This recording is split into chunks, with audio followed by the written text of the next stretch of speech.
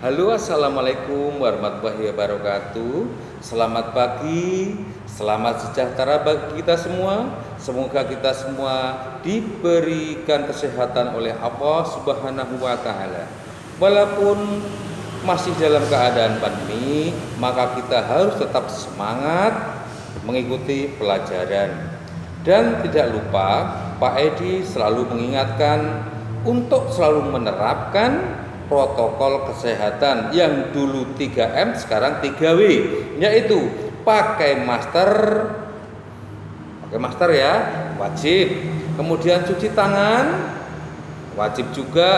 Kemudian jaga jarak wajib kita lakukan. Nah, untuk itu kita langsung saja kita ikuti pembelajaran video dari Pak Edi di bawah. Tentunya tujuan pembelajaran ini bisa kita capai jika memperhatikan dengan sungguh-sungguh, selanjutnya mengerjakan soal latihan yang ada di kolom deskripsi dari video ini.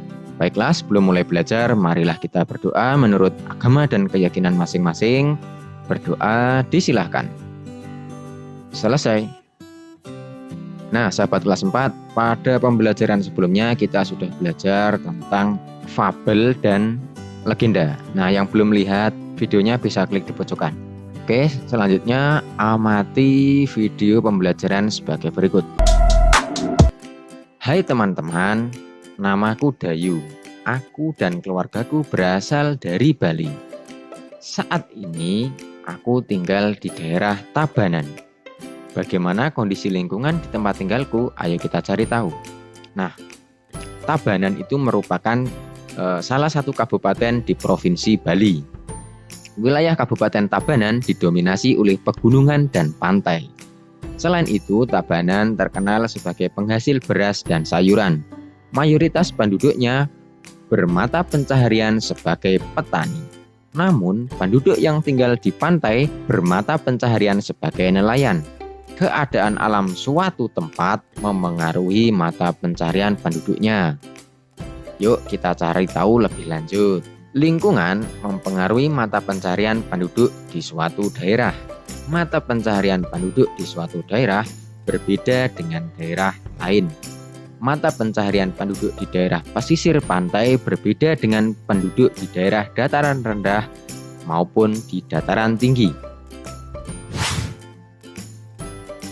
Penduduk di daerah pantai bermata pencaharian sebagai nelayan, petani tambak, pedagang, petani garam, dan perajin.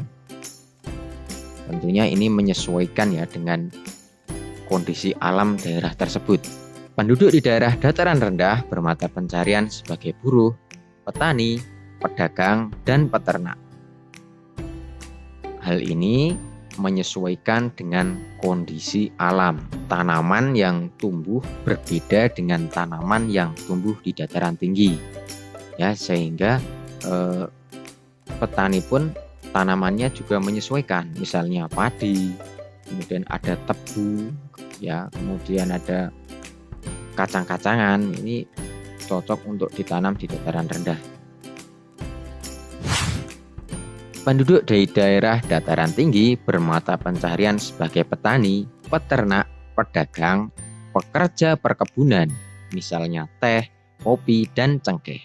Jadi meskipun sama-sama petani, tetapi tanaman yang ditanam di daerah dataran tinggi dan dataran rendah berbeda.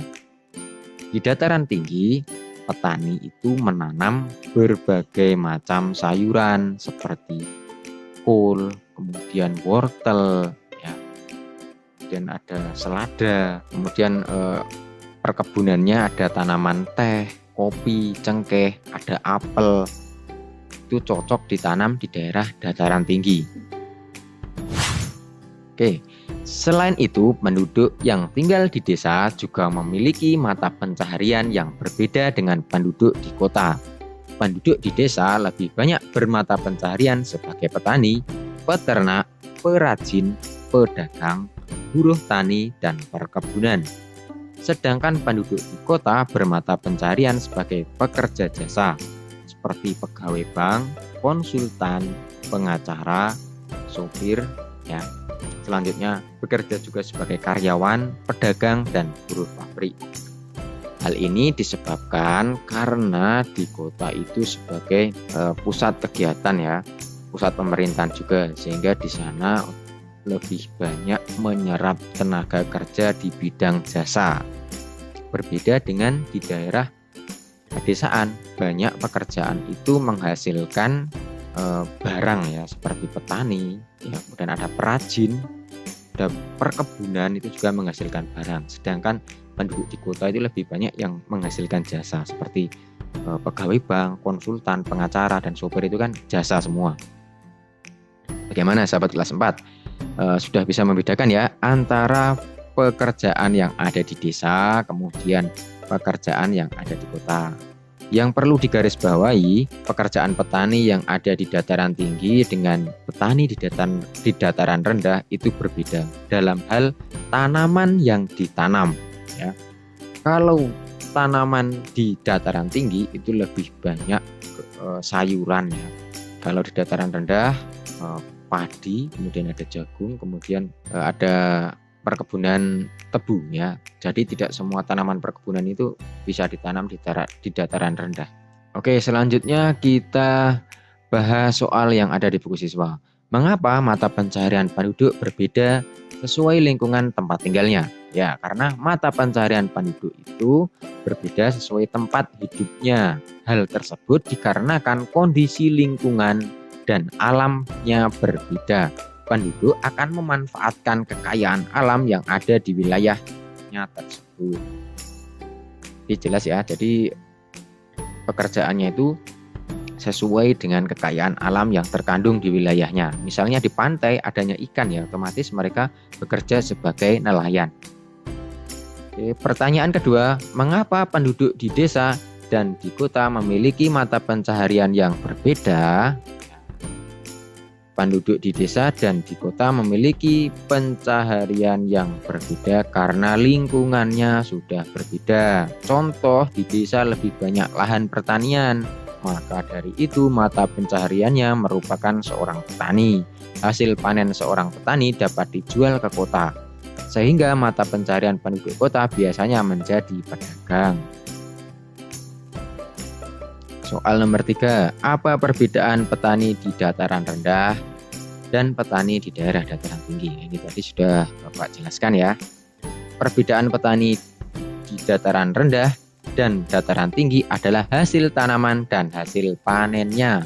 Petani di daerah dataran rendah biasanya menanam tanaman padi, sementara petani di daerah dataran tinggi biasanya menanam tanaman berupa sayuran seperti bawang, kol, dan kubis. Di dataran tinggi ini karena iklimnya sejuk ya. Apa yang dimaksud dengan pekerjaan jasa? Sebutkan contohnya. Pekerjaan jasa adalah orang yang memberikan layanan jasa sesuai kemampuan yang dimiliki. Contohnya guru, dokter, penjahit, ada pengacara, ada polisi, yang jasa. Nah, demikian sahabat kelas 4 kegiatan pembelajaran pada hari ini. Selanjutnya soal latihan bisa dikerjakan pada kolom deskripsi. Mohon maaf bila ada salah kata. Wassalamualaikum warahmatullahi wabarakatuh. Salam literasi.